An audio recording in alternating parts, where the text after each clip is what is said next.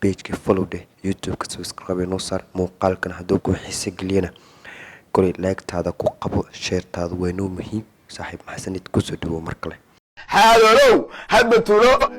fadwaha ku qabane ilaahay wuxuu yiri nabigu wuxuu yiri aku hayne nabiga ilaahay raka cilin mayaane hore soo bax oo kaay waa la dagaalgal fadwa ma tarayse fadwa hadii wax lagu qabsan karayo aayad wax lagu sheegay ayadana ku keenay waa ka ilaaha walaalayaal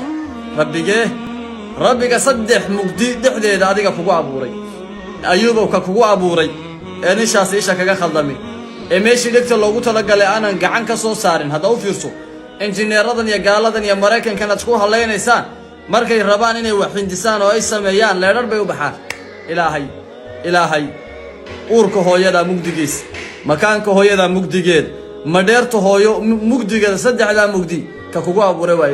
ilaahaas waxba kaama celin karo ayubu haddaan ilaahay waxba dadka ka celin yaa dadka ka celiya maxaad u tala saaranaynaa ilaahay tawakkal ala allah maxaan ilaahay u leenahay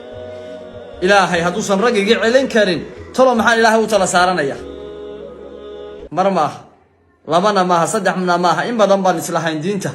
diinta bal walaalkan uu ku soo dubi doonaa bal u kaadiya yaa afgobaadsiga waxaad ka raadisaa ilaahay iyo nabigoo lacaaye waad ogaan doontaa diintu rag inay leedahay walaaladayda ma jeerteenku waa niman gobiyo dul garaad badane gabayadiinaan dhegaysanaa laydinku ammaanay waana ku ammaanantiin waxayd leeyahay laysa minkum rajulun rashiid mid intuu soo hadlo bari baan ka ahayd ku dhahaba miidan lahaynba ku soo qabsada waa tani shalay waxaad lahaydeen waa codadkiisa la soo jarjaree bal maanta codadkiisa miyaa la soo jarjaray ilaahay laga furfuri kari waa ninka ya nabigi laga furfuri kari waa cidii ka furfuri lahayd baa la rabaa waana